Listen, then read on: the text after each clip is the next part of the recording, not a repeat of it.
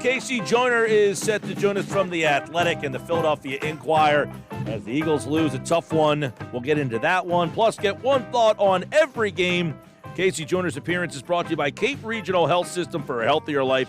Call 609-463-CAPE. One thought, every game starts now with The Athletic NFL writer and from the Philadelphia Inquirer, Casey Joyner, live on the video stream and right here on 97.3 ESPN. Casey, welcome back, man. How are you? Great. Would have felt better with a little better performance than the Eagles, but hey, it was still a fun Sunday. It was. Now, a little better performance. Where was the performance lacking? Was it more from the players, the game plan, the coaching?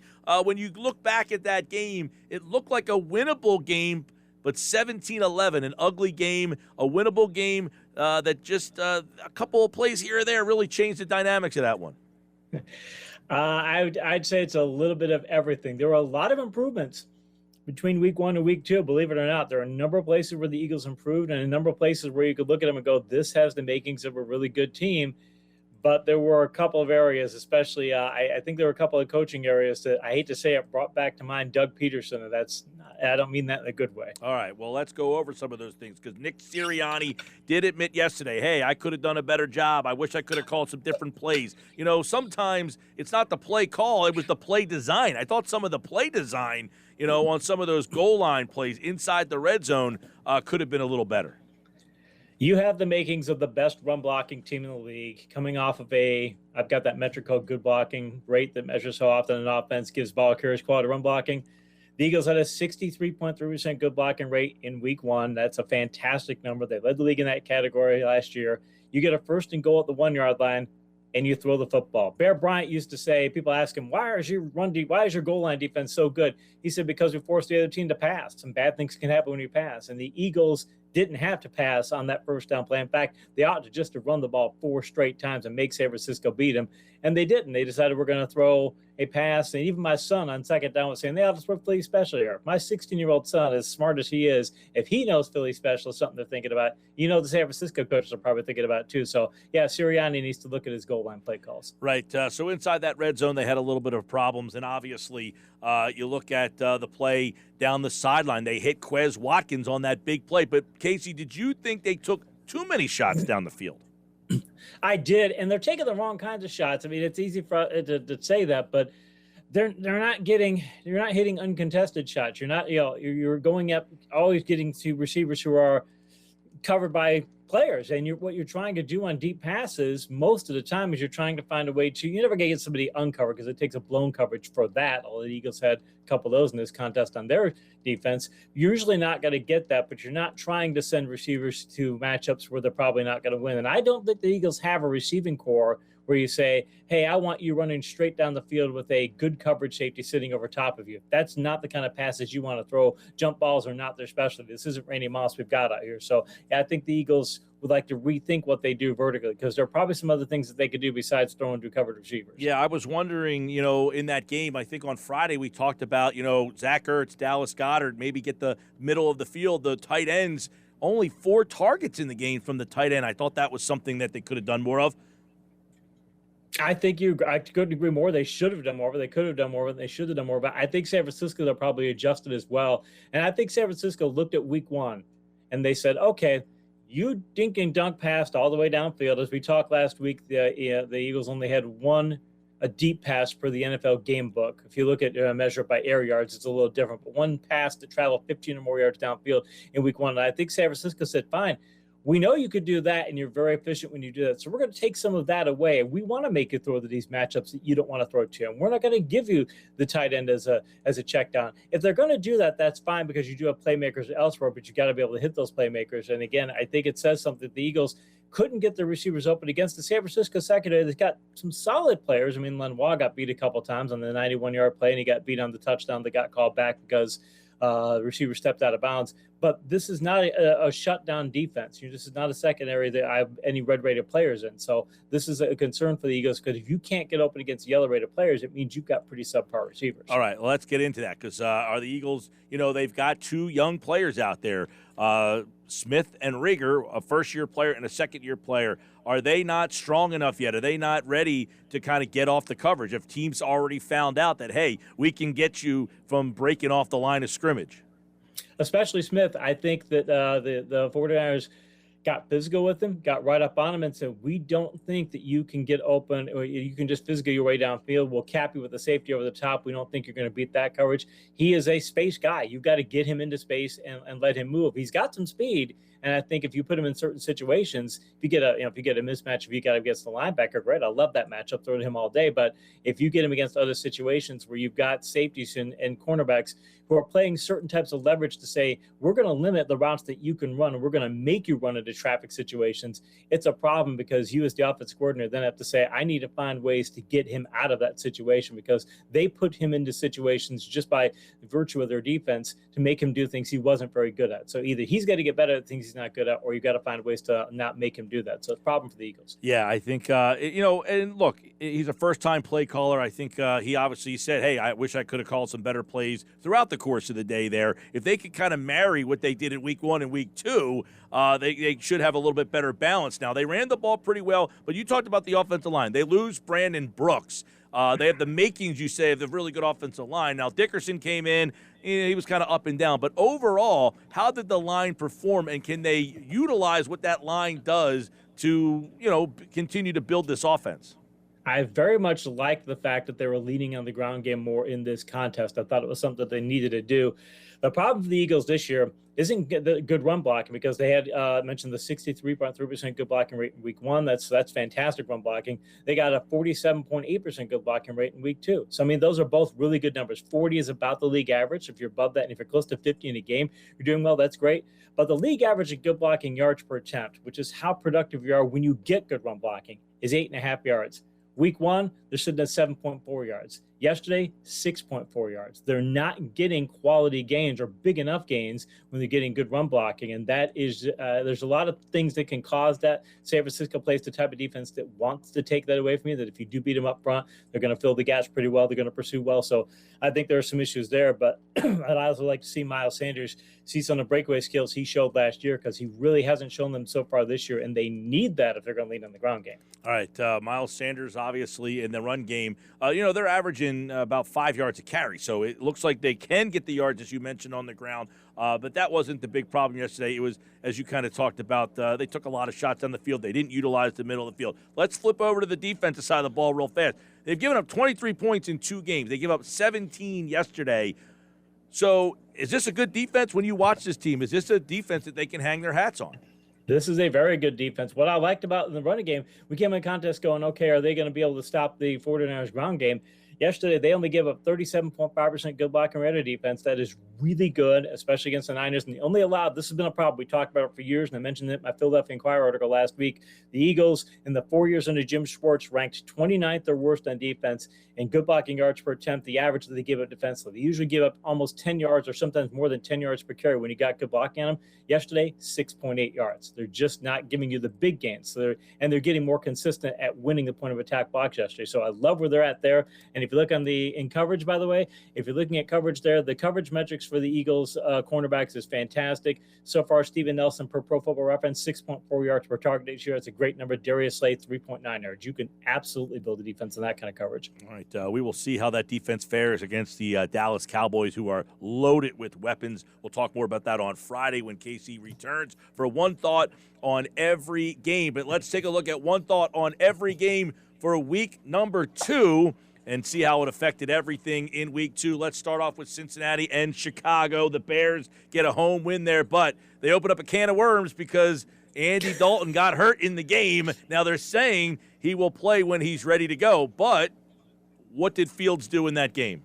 Fields put up a 27.9 passer rating yesterday, which is an abysmal number. He looked like the situation was too big for him. Like, this is something he is not yet ready for. So I like the idea of still going back to Dalton and saying, this is a guy we've got to develop. He's not quite ready yet. But they give the Bears credit for winning because their defense is bad and the Bengals offense is good, and the Bears still found a way to make enough plays to win. 20-17. Cleveland beats Houston 31-21. Another injured quarterback, Tyrod Taylor, goes out in that one, but Cleveland puts up 31 in the game. The Texans maybe aren't as bad as we thought. The Texans know what they want to be. David Culley, their head coach, he knows exactly what he wanted to be. In fact, I wrote an article for The Athletic today. It looks at one fantasy-centric question for every team, and it really goes deep dive into metrics for each team, so you can look at it from an NFL perspective. And you look at the carries and how he split it up amongst his running backs. He's got a very specific idea of what he wants Johnson to be, what he wants Ingram to be, what he wants Lindsey to be. I think he's got an idea for his entire team the way they want to be. And when you know where you want to go, it makes it a heck of a lot easier than the way the Texans were under Bill O'Brien. So I think they are going to be a better team than people think. One thought every game, L.A. beats Indianapolis. Another injured quarterback. Carson Wentz sprains both his ankles in this game. They lose both their home games, 27-24. Colts 0-2, Rams 2-0. I cannot understand how you sprain both ankles. It's like that Eagles receiver, I forget who, or the Bears receiver, was Davis. Yeah, he blew out both of his ACLs. Wendell Davis, yeah. Wendell Davis, that's what it is, yeah. On the same play. Same idea for Wentz. How do you sprain both ankles? The Rams, hey, look, I got to give the Colts credit. The Rams came into this game as a better team, and the Colts had injuries all over the place. They were the most injured team going into week 2, and they still found a way to get close and nearly win that contest. But when you look how bad Easton played in Wentz's place, if they lose, Wentz for a period of time, and let's face it, this is why he's not the Eagles quarterback anymore, that's a team that's going to have some problems because the drop-off in the backup, from starter to backup is terrible. Hey, by the way, I know a team that has 2 decent backup quarterbacks. Howie Roseman likes to make trades. Let's go to Buffalo, blowing out Miami. I mean, I know Tua gets hurt, but one thing for sure, we thought that Brian Flores' defense would always kind of keep them in the game. 35-0, and another quarterback hurt in this one. Yeah, big time. And the Bills, I mean, they beat Miami 56-26, Week 17 last year. You think, it's a late season game. It doesn't mean anything. But now that means they beat them in 2 straight games, 91-26. I mean, they've got Miami's number right now. And the Dolphins on offense, they've got more talent than they're showing, but they're playing terrible on offense. This is an awful offense. You can't put that much pressure on the defense either. Buffalo's, that defense is not a 35-point-a-game defense. They're much better than that. But you've got to give them something on offense. Otherwise, you're going to put the defense in such bad situations, Miami will have some trouble this year. One thought every game, Casey Joyner. Let's go to the Jets and New England. New England wins that game. New England, 2 rookie quarterbacks in this game. The Jets' rookie quarterback, though, Wilson, has looked like he has lost 4 interceptions in the game. And then Mac Jones, obviously, they got just enough points for the Patriots. But both these teams seem to have issues. They do. New England is limited. That you can. People thought that they got Jonathan Smith and Hunter Henry. At least I did. I thought, okay, well, they're going to use them as receiving targets. They're not going to try and rebuild Gronk, but they're going to try and do something of that nature. Those guys are both really good receivers. They're using them both as run blocking. That's what they want to be. They know we've got a rookie quarterback, and we know we've got a solid defense, and we can run the ball. That's who we're going to be. And the Jets, they just have a quarterback, Wilson. He takes way too many chances. He had 1 season in college, 1 good season, and it was against kind of a shaky schedule. So I think he's got a lot of development in front of him, and the Jets going to have a long year. All right, Vegas, a surprise win. They go to Pittsburgh and get a road victory, and they look kind of impressive in doing so. Derek Carr with a big day.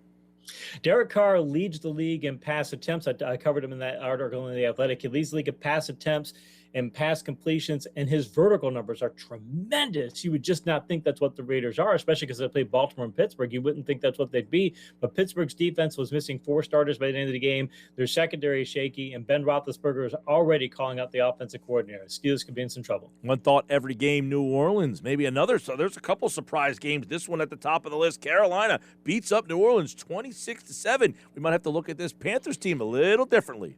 Yeah, we might, and we also need to look at Jameis Winston.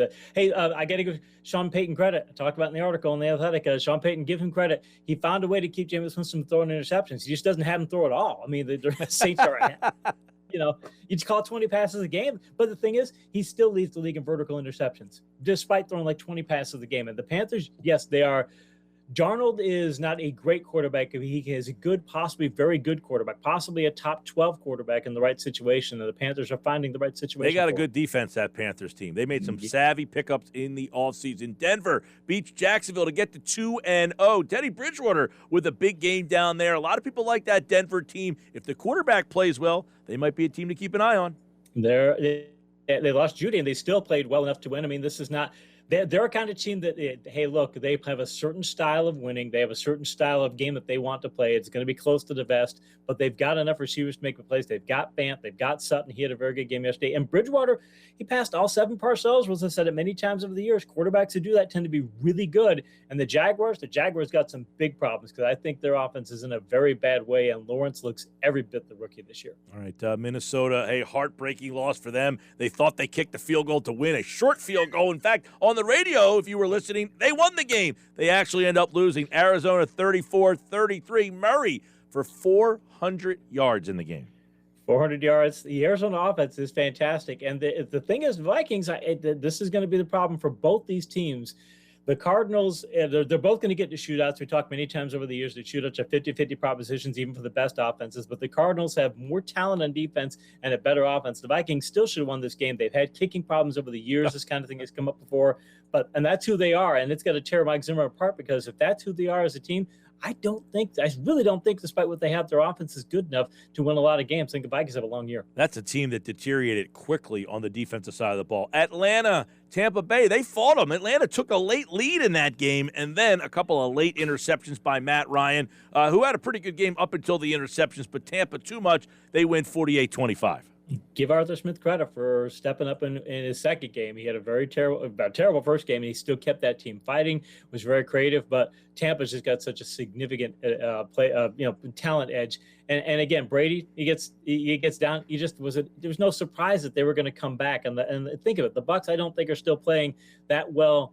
Actually, they're not playing that well on defense, and they have room to improve on offense too, because Ronald Jones has barely been involved in their team. So this is a team that's playing extremely well right now, and I think they're going to get even better. One thought every game: Dallas goes on the road and gets a win against the Chargers. This is a game that the Chargers they lost before. They have figured out ways to win this game, but they couldn't get it done. A couple of referee calls that kind of impacted this one, including a sack late in that game that may not have actually been a sack, but Dallas gets the win. They do, and the Chargers, as you said, they found ways to lose these games before, but the way they played last week, I think they put to bed the idea they can't win these sorts of games. But you've got to make some of these plays. Herbert I don't know if it was his worst game as a pro, but in a lot of ways it probably was, because he made errors in some of the biggest moments of the game, and he's got to find a way to stop doing that. Mind you, Dallas, they're missing 3 starters on defense, including one of their starting safeties. I mean, this is a banged-up defense, and Herbert still couldn't make the plays when he needed to. So if I'm the Chargers, I'm worried about that. Some good 4 o'clock games yesterday, including Tennessee coming back on Seattle. Derrick Henry went bananas with over 180 yards. Tannehill with 347 to offset what Lockett did. He's been unbelievable. This one was a highly entertaining game, but a much-needed win on the road by Tennessee. I give Vrabel credit because, Todd Downing, their offensive coordinator, he called a terrible first game. He should be one apologizing for them losing that contest. And this game, the thing is, we got Derrick Henry. I don't want to say it's an easy game plan, but okay, keep calling the running plays of this guy, because he's a tank. He's the best power back in the league since Earl Campbell. And I would stand by that comment. He's the best power back going back that far. They're going back 40 years. And their offense finally got some verticality going to it. So when you've got the receivers that they have, they should be able to put up kind of numbers that they do. Both these defenses, though, it is a concern for each of them because they're not playing that well. And what about last night? Kansas City goes on the road to Baltimore, and Baltimore gets a late interception of Patrick Mahomes, who was flinging it all over the place. But Lamar Jackson made a couple of big plays, and Baltimore holds on 36-35. And Baltimore they know the kind of power team that they want to be, so they can absorb injuries on offense and they can be what they are in defense because they got a very, very aggressive defense. But Mahomes threw some picks. That one play where he's getting tackled and he throws the ball. It's one of those things when he first started doing that a couple years ago, people were like, oh, that's going to come back to haunt him. And it didn't. And so we're like, oh, he can get away with that. And I see that pass and I'm realizing, and I think he came out the sidelines and he was telling Andy Reid, hey, sorry for doing that, because he realizes I can't take those sorts of chances in these types of games because that's the kind of thing that gets us a loss. And I think a lot of the loss falls on him, even though he made tons of big plays.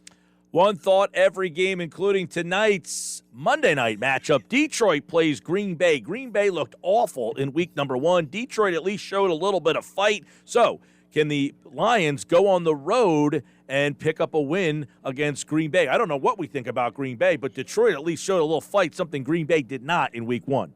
If you look at the talent, I mentioned matchup points over the years, 1 to 100 scale, 100 being the most favorable. Detroit gives Green Bay 100 matchup points on the running game and the passing game. So, I mean, you couldn't ask for more favorable matchup. The Detroit lost their best cornerback last week, Jeff Okudah, to a season-ending injury. So it's a big problem there. On paper, you'd think the Packers should throw for 400 yards and score 42 points, and they probably will. But as you mentioned, Detroit, that knee-biting comment and such, people are laugh at Campbell and things for it. But look, they showed it last week that even though we're overmatched, we're still going to fight hard. So, hey, if I'm Detroit, if I could punch Green Bay in the mouth early in the game, maybe I can keep it close. I still think Green Bay wins big, but I wouldn't be shocked if Detroit kept this game closer than expected. Casey Joyner from The Athletic and the Philadelphia Inquirer here. One thought every game. There you go. He'll be back on Friday with one thought on every Week 3 game. The Eagles play on Monday night against Dallas, so he will be breaking that game down with us on Monday. So, Casey Joyner, if you are an Eagles fan after that loss, are you encouraged or are you a little discouraged? I'm encouraged because I like the way the defense is playing. And if the defense keeps playing this well, San Francisco's a talented offense. And then Philadelphia held their own against them. We saw what Atlanta did against Tampa, and Philadelphia held their own against them. I like where the defense is. I like where the running game is. And then I can just get dink and dunk passes. If you get that formula, that's enough to get you somewhere until you can get the vertical game going. So I'm happy. I'm still trending upward for this team after yesterday's loss. Casey's back on Friday with one thought on every game. One thought on every game is in the books. Casey Joyner. Check him out in The Athletic and in the Philadelphia Inquirer. All right, pal. We'll talk to you Friday. Thank you, man. All right, there it goes. One thought every game. Casey Joyner here on the Sports Batch is brought to you by Cape Regional Health System. For a healthier life, call 609-463-CAPE.